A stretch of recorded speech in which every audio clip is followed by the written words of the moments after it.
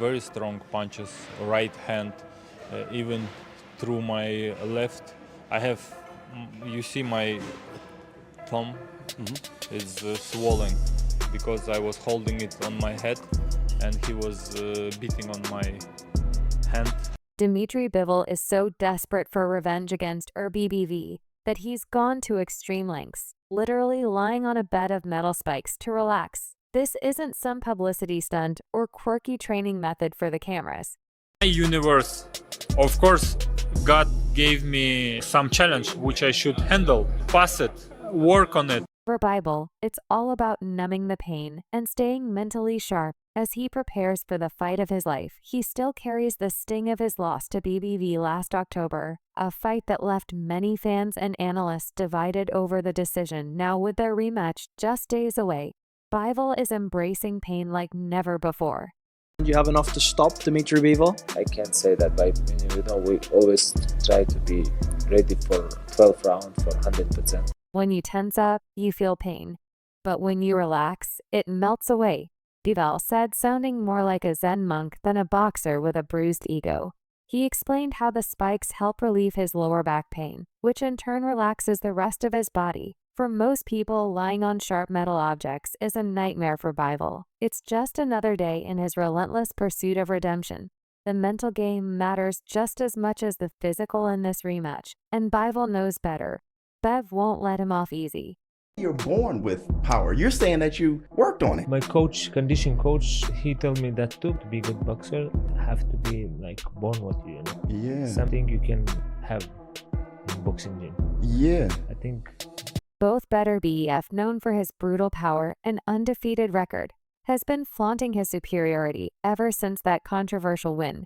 He's a man who enjoys psychological warfare, and Bivol knows it, but instead of getting sucked into Beterbiev's mind games, Bivol's strategy seems to be all about mastering his own mental state. First, his snow-covered training camp in Kyrgyzstan is further proof of his willingness to suffer for greatness. Sub-zero temperatures, icy winds. Nothing is too harsh if it brings him even a fraction of an edge over his rival. If we have a couple rounds more. 15 rounds? Yeah. Old school? Yeah. But you told me you're not a student of boxing, but now you're talking about 15 rounds. Yeah, but because I'm not a good boxer, I need more rounds. Because you need more rounds to improve. Yeah. This is nothing new for Bivol, who has always been known for his unorthodox training methods. Extreme cold training in Kyrgyzstan was just another chapter in his preparation. One that further hardened him for the rematch. Training in freezing conditions forces every part of his body to work harder, pushing endurance and mental toughness to the limit. The icy environment also mirrors the kind of pressure he's expecting from Beterbiev, and Bivol is determined to be ready for it. Yet, even with his laser focus, Bivol can't resist a little danger outside the ring. He admitted to picking up snowboarding recently and unsurprisingly wiping out more than once. "I felt like an idiot because I'm supposed to be a professional boxer," he said with a great enough fight, to be honest with you. It was a close fight. It could have went. Couldn't have went either way. I feel like Bivol won most of the rounds. He controlled most of the rounds, and his combination punching was better. Do you think His adventurous spirit doesn't stop there.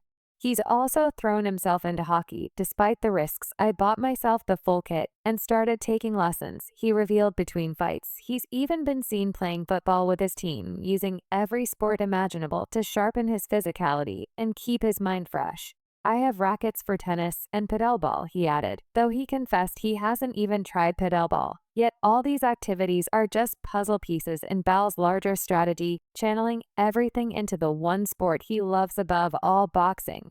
It's about he has heavy punch and it's very dangerous. No, he's about how strong he is, and he's not only one punch.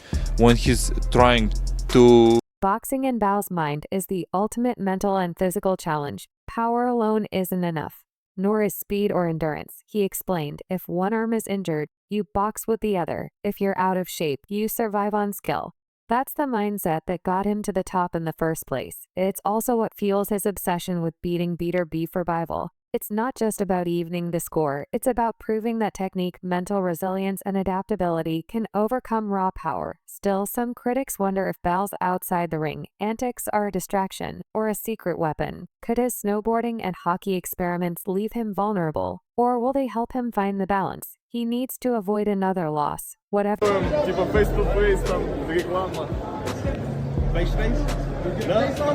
Bivol knows the stakes couldn't be higher. Beterbiev is undefeated and packs knockout power in both hands. He's not just a bruiser, though he's a calculated finisher who finds weaknesses and exploits them.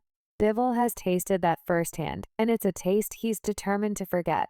But forgetting isn't enough. Bivol needs to outbox Beterbiev from the opening bell, using every ounce of his speed footwork and mental grit to avoid the power punches that spelled disaster the last time. Many in the boxing world still feel the sting of controversy from their first fight. Some believe Bivol didn't do enough to win on points, while others argue he was robbed by questionable judging. Revenge. I want to be winner. I want to win him. But I mean that I lost, and I don't like it. I want to win. Bivol, however, isn't leaning on excuses. His focus is entirely on execution this time around. There can be no doubt when the final bell rings. He's out to make a statement, one that even Beterbiev's most loyal supporters won't be able to ignore. Meanwhile, Beterbiev has been anything but humble in the lead-up to this rematch. He's thrown verbal jabs at Bell, calling him mentally weak and accusing him of crumbling under pressure. It's a classic Beterbiev move, getting under his opponent's skin before the real fight begins. But Bivol isn't taking the bait. Instead, he's channeling every insult into more focus, more discipline, and yes, more spikes. Nothing. Just go home and hug my mom. Yes. How do you help your mom? Hug my mom. Oh, hug. Oh, that's beautiful. So you're going to go home and hug your mom. You spoke to your mom on FaceTime? Yes. What did she say? She's very happy. Even Bell's critics have to admit he's leaving nothing to chance. The snowboarding spills, the hockey lessons, the acupuncture mat. It's all part of a fighter who's throwing everything at the wall in his quest for redemption. And while some may see those activities as reckless, Bivol sees them as necessary for him. The only way to conquer pain is to face it head on in every form it takes. Come Saturday night, all the talk, pain, and preparation will be put to the test. Bivol isn't just fighting for a belt. He's fighting for his pride, his legacy, and a chance to rewrite the narrative. And if his relentless drive for revenge is anything to go by, Beterbiev might just find himself in a world of trouble. Too much about this rematch. I have another thoughts in my head, because why? If we have an offer after this fight, we will think about this offer. Artur Beterbiev's win in the October light heavyweight undisputed fight was a masterclass of dominance and resilience. The judge's decision awarding Beterbiev a majority decision sparked discussions, but it was clear to anyone who watched that this was no robbery. Instead, it was an incredible chess match between two of the sport's finest. Yet Dmitry Bivol left the ring as the fighter that drew the most empathy. Bell's display of footwork, head movement, and pinpoint accuracy was nothing short of phenomenal. He controlled the pace for much of the fight, forcing Beterbiev to adjust in ways few thought possible. Despite that, Beterbiev's explosiveness and ability to come on strong late in the fight proved decisive. He hurt Bivol badly in the 11th round, seized the final round with authority, and made sure there were no doubts in the judge's eyes.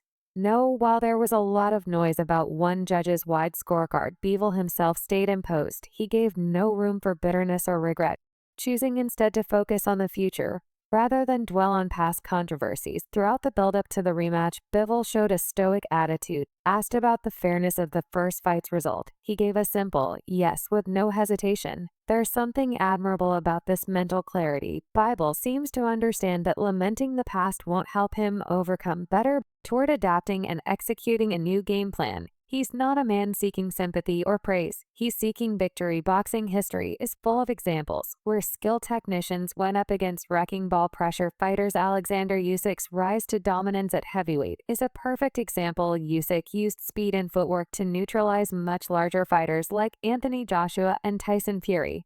While Bivol doesn't face a size disadvantage as extreme as Usyk, he can take inspiration from that approach. He has the tools to outmaneuver and outthink Beterbiev. But every move must be flawless to avoid the crushing power that Beterbiev carries in both hands. Biv's style is more sophisticated than most given.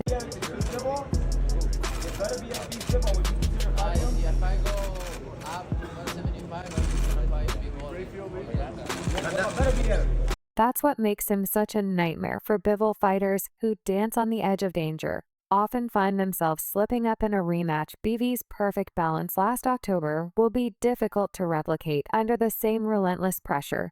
One of boxing's most famous rematches between boxer and brawler was Sugar Ray Leonard versus Marvin Hagler. Leonard danced, darted, and frustrated Hagler, eking out a hotly debated split decision win. But the mental and physical toll of fighting that style was so taxing that Leonard never gave Hagler a rematch. Even all-time greats know it's risky to try to outfox a bruiser twice. Sonny Liston's brutal reign in the early 1960s is another cautionary tale. Everyone think of you as a fighter. They think of punching power. Where does that come from? Gym. Really? Yeah, boxing gym, because you every day working on. Well, they say you're born with power. You're saying that you... However, Cassius Clay, who would later become Muhammad Ali, dazzled Liston with speed, angles, and confidence. In their first meeting, when they faced off in the rematch, Liston crumbled quickly.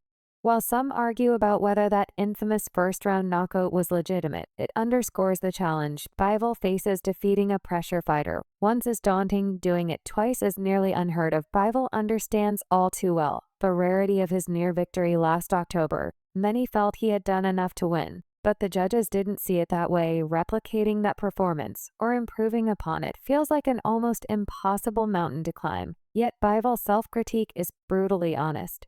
Not concerned about the fight. I'm more concerned about, like, if be honest, I always more critic of myself. And even all my last 20 fights, because of luck, I win them by KO. He didn't focus on how close he came to victory or on the punches he landed.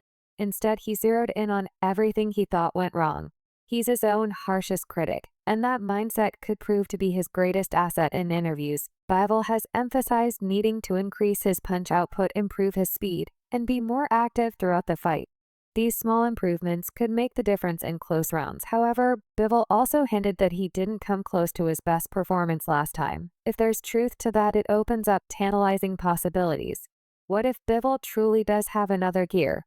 What if the Bivol who fought Beterbiev last October was just a fraction of what he's capable of? Beterbiev, of course, focused on starting faster and avoiding letting Bivol dictate the early pace. If BBV can take control from the opening bell, Bivol may find himself in deep waters before he even has a chance to get his rhythm going. Beterbiev ability to absorb punishment and keep moving forward is one of his most underrated qualities. Many opponents have crumbled under that constant, unyielding assault. Both Bivol and BBV are already legends in the light heavyweight division. Their names belong alongside the likes of Archie Moore, Bob Foster, and Michael Spinks. However, this rematch could define their legacies. If Bivol finds a way to defy the odds and dethrone BBV, it would be a career-defining victory. Their previous fight played out with Bivol's approach receiving significant criticism. Bivol's style, while effective for neutralizing opponents, isn't the kind that excites crowds. His reliance on movement and clinching left many fans feeling dissatisfied, especially in the second half of the fight, when BBF was forced to chase him around the ring. Bivol's announcement that he plans to move more in the rematch did little to inspire confidence. Fans who were hoping for a more engaging battle might now expect another defensive performance. Bivol's cautious approach is effective, but it's also perceived as overly strategic, even frustrating for those who prefer action-packed brawls. This defense, I've-minded style often leads.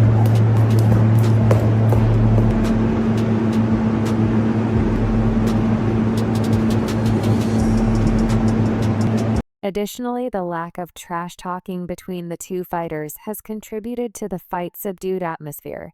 While not every boxer needs to engage in verbal warfare, the absence of rivalry-fueling banter has left a noticeable void. Bivol and Beterbiev's mutual respect for each other's skills is evident, but it has resulted in a more subdued narrative without any dramatic personal backstory or heated exchanges. The build-up has remained flat. Another factor working against the rematch's hype is the stacked undercard. which includes several compelling matchups that could overshadow the main event. When the undercard offers more fan-friendly fights with aggressive high-output fighters, attention naturally drifts away from the main event, especially when the headliners are known for a less crowd-pleasing style. Turkey Alal Sheikh's choice to stack the card may have inadvertently diluted the excitement for Bivol too.